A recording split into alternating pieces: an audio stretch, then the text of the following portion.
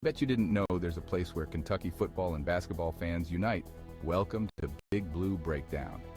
Whether you bleed blue or just love a good game, we've got the latest stories, hottest takes, and a whole lot of hometown pride. Hit play and join the conversation. This is your home for all things Kentucky sports.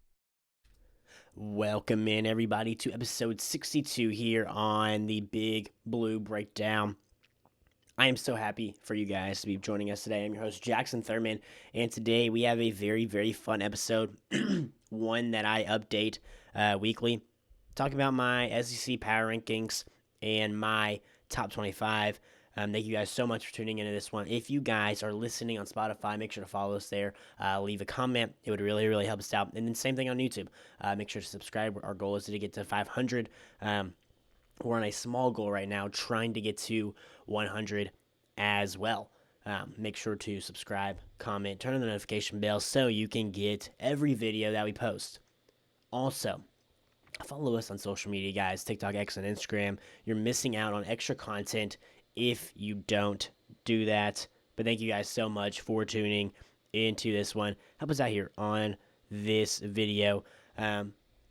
Obviously today, as I already said, we're going to be diving into my top 25 and my updated SEC power rankings. Now, I want to preference this, as I do every single video that I do this, two totally different ways that I do these, really. It's more, I use two different things here for both of these. The top 25 is solely based off of resume, quote unquote. Obviously, how you've been playing, but solely based off of resume. And it also kind of depends on where you started in the top 25. Let's be honest, like preseason, it does mean something when a team like Notre Dame, like 0-2 now, still in my top 25, I believe, still in the AP top 25 because they started so high, played two tough teams. Now they are really low in the top 25 because they started so high. So that really adds into it as well. SEC power rankings, totally different. And this is if Team A meets Team B on a neutral site field. Who do I think would win? And that is the criteria for both of these.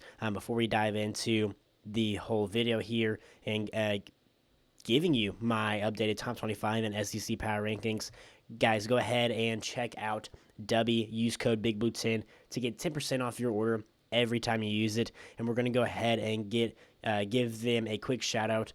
And we'll be right back here on the Big Blue Breakdown, episode 62. Hello, everybody. We wanted to take a break in this episode to tell you about our friends over at Dubby Energy.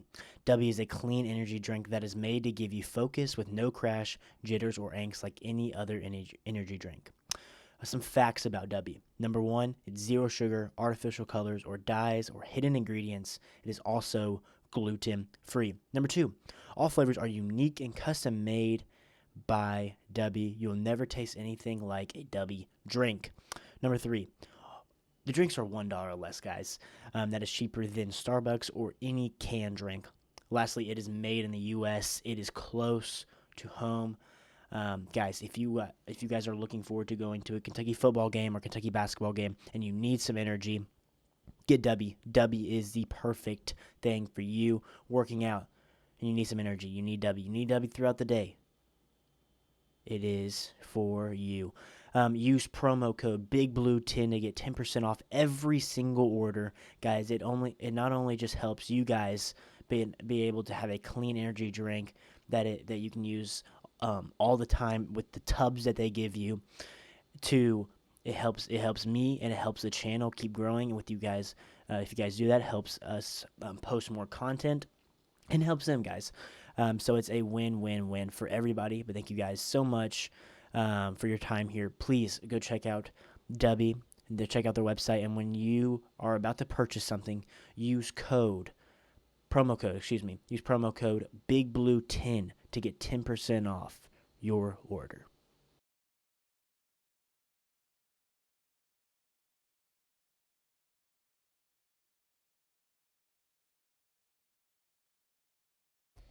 Welcome back in, everybody, to episode 62 here on the podcast. Let's go ahead and jump right into my SEC Power Rankings. We're going to start there, and then we are going to work our way into my top 25. So, Power Rankings here. Man, these were really, really hard. And the crazy thing is, it's such a difference from week 0 to now week 4. What the differences are here. But man, oh man, I'm just gonna go through the list here, and then I'm gonna start from the bottom and work my way up to number 1 as we usually do here. Let's go ahead and start from the top here. Georgia, number 1. Number 2, LSU. Number 3, Oklahoma. Number 4, Texas A&M. Number 5, Alabama. Number 6, Tennessee. Number 7, Texas. Number 8, Missouri. Number 9, Vandy. Number 10, Auburn. Number 11, Ole Miss. Number 12, Kentucky. Number 13, Mississippi State. Number 14, South Carolina. Number 15, Arkansas. Number 16, the old Florida Gators. So let's start with the Gators here. They lose to LSU. I still have them here solely because they're lost against South Florida. And speaking on South Florida, they get trampled by Miami on the road, who is an elite football team. So you see the difference between a pretty poor team and an elite football team, and they're going to have the chance to play Miami this upcoming week.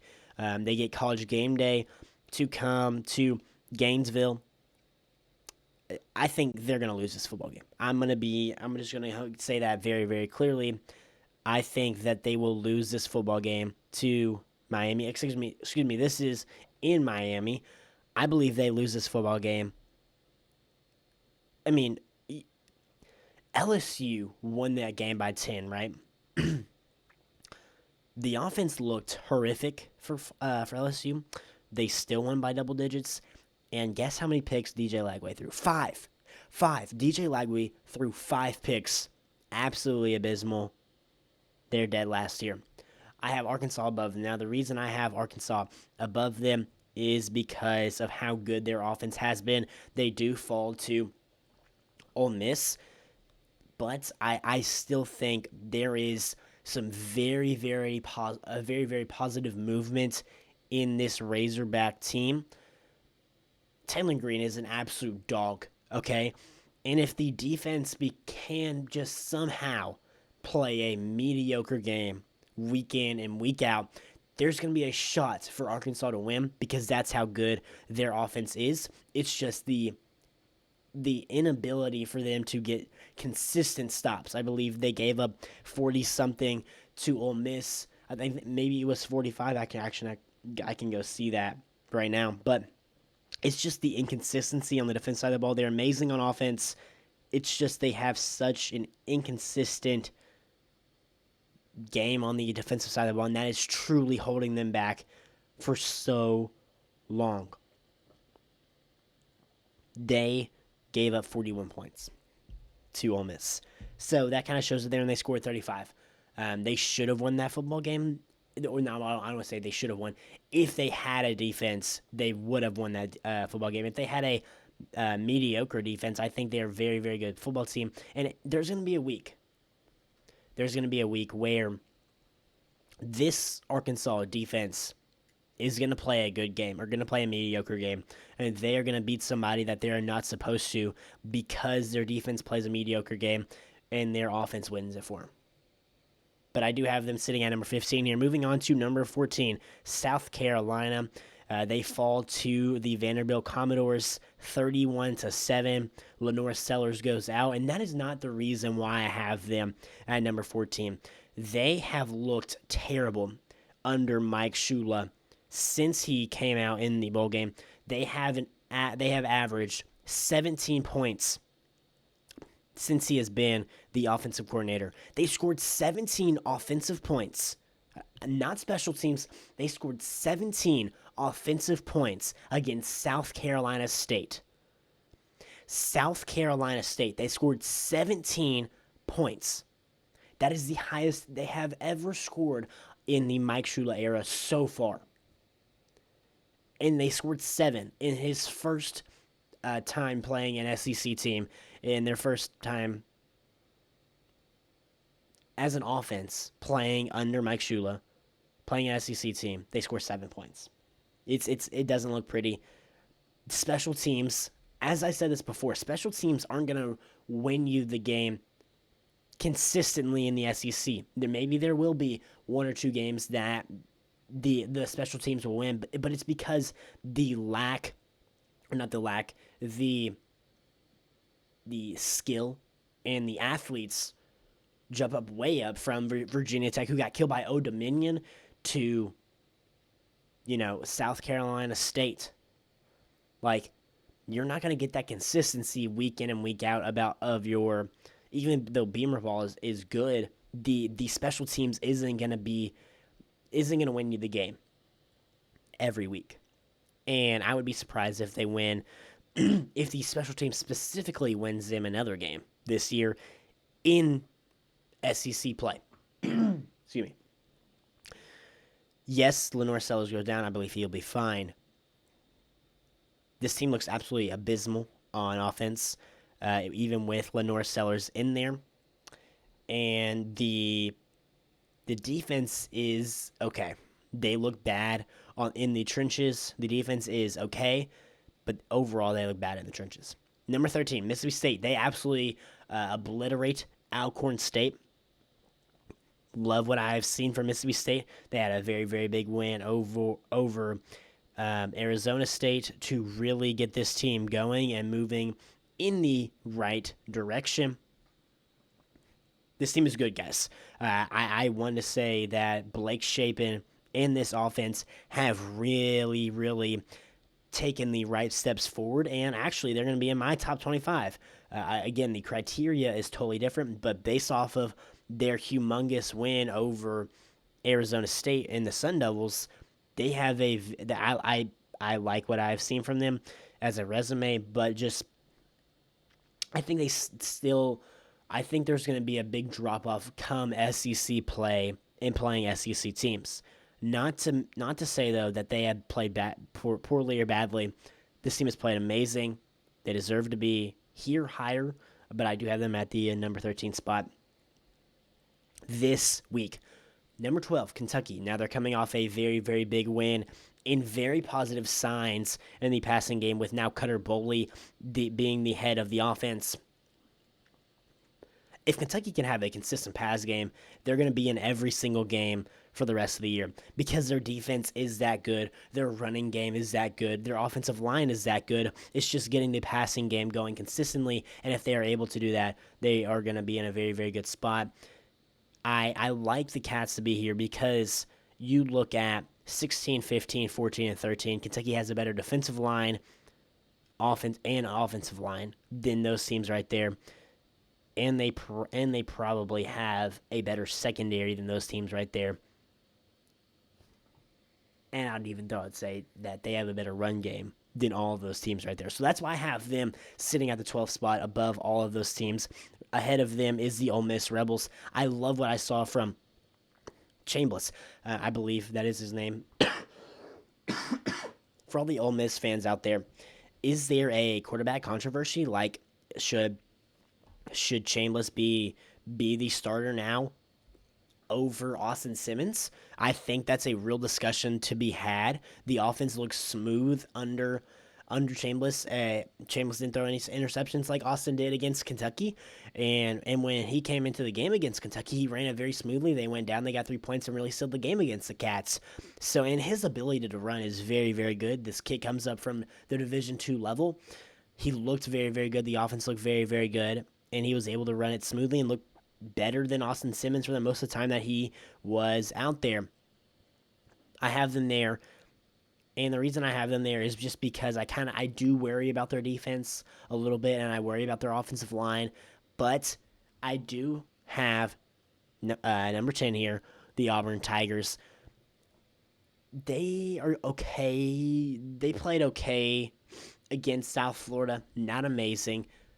I still really, really like this team with Jackson Arnold and all of his weapons that are around him. They have a very, very, very good shot at being an absolute competitor in the SEC this year. To me, it's going to rely on how good is Jackson Arnold going to be. He's solid. He has a very, very nice, firm foundation here. It's just how high can he take them? I have them at number 10 here because Vandy has been their daggone weakness. You got to love what you've seen from Vandy going in there and kicking a top 11 team at the time. They're running them out of their own stadium. Going to South Carolina at night is not easy. Kentucky's doing that next. It's not going to be an easy game. But they went in there, and they absolutely destroyed and handled South Carolina, gave them a 31-7 L. You got to love what you see from Diego Pavia and the boys out there. The defense looked very, very good.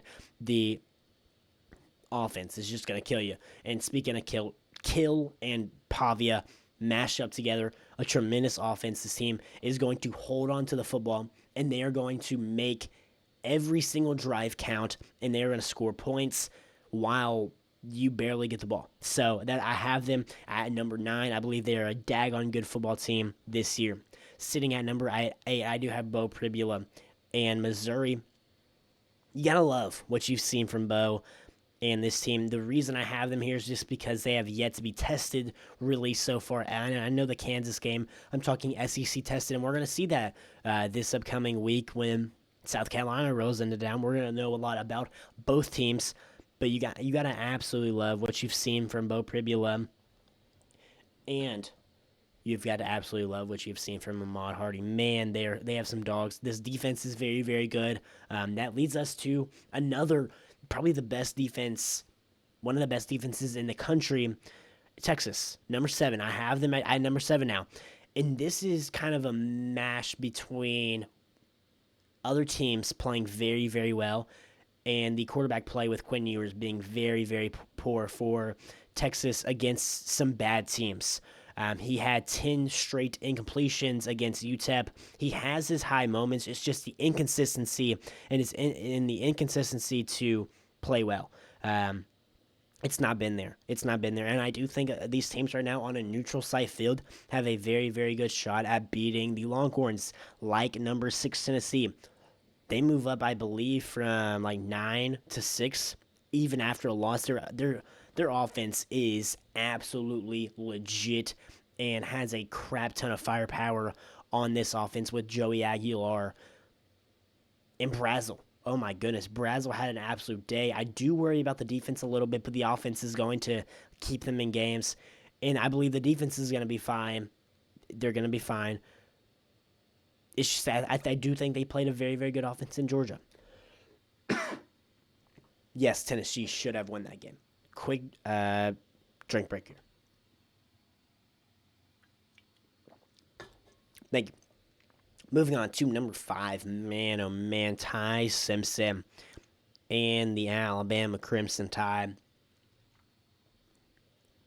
Dismantle Wisconsin. Ty Simpson threw for a clip of 79% completion rate. That is absolutely absurd. This offense looks absolutely amazing. The defense is clicking. Yes, the Florida State game, but this team looks very, very good right now. All the pieces are coming together. Ryan Williams is playing very, very well. Bernard is playing very, very well. This team looks really, really good, and Ty Simpson, man, looks legit. Moving on. Number 4, Texas A&M. Man, what a win at Notre Dame. This is the team that I was a big, big old believer in. I didn't even have them winning this game out, even though I'm still a big believer. Man, what a win over Notre Dame on the road. Marcel Reed coming up clutch. Defense playing very, very well.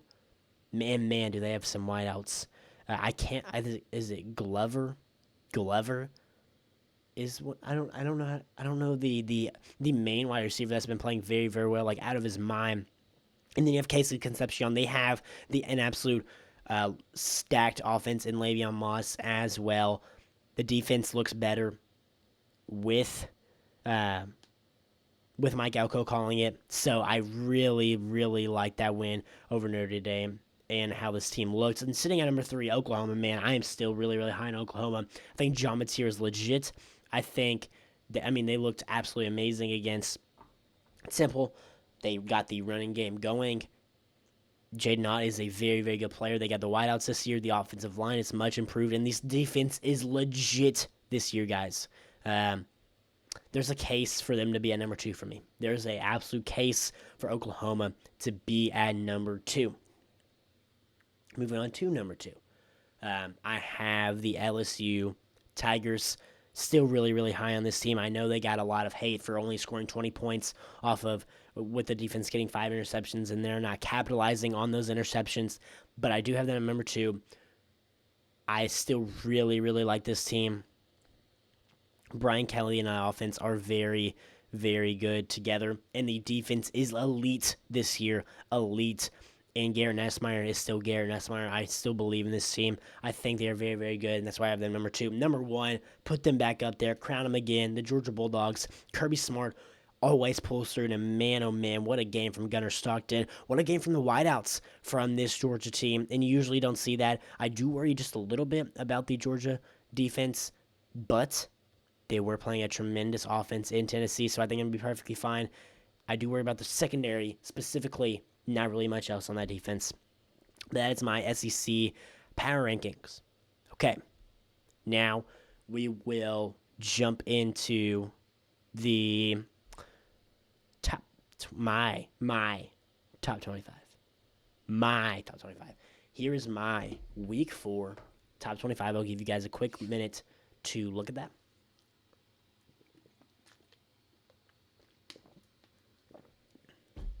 Okay. I'm going to run through it.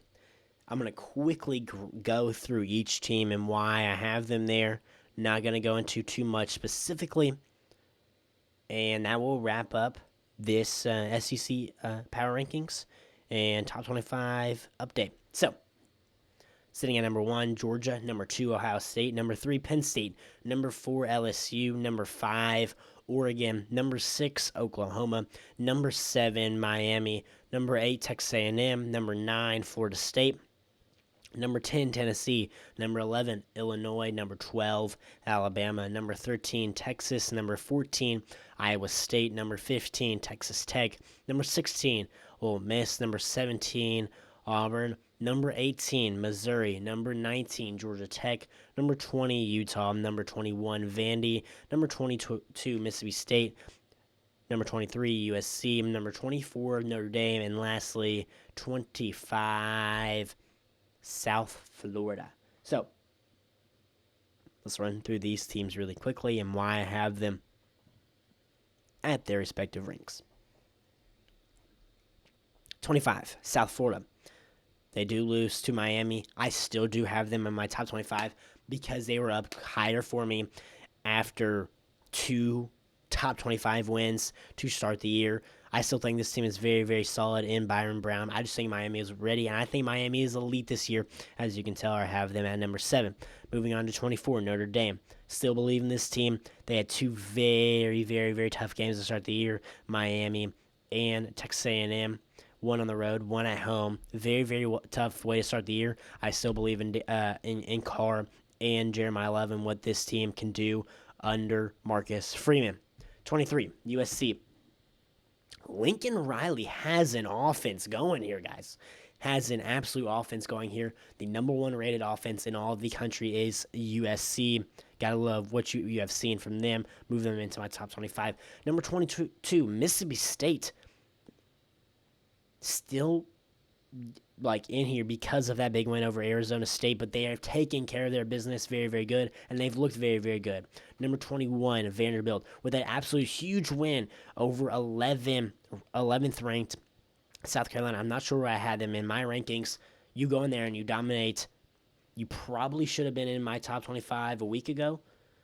I do have you at number 21 right now. Number 20, Utah, domination for week in and week out so far. Really, really like what I've seen from the Utes. Georgia Tech, massive win over Clemson. I do move them up just a little bit. I believe I moved them up 3 spots because Clemson has struggled all year, and I don't think it's as big as a win as people might think. Number 18, But to preface this, uh, I still love Georgia Tech and what Brent Key has done, and I love Haynes King. Very, very good player right there. Number 18, Missouri.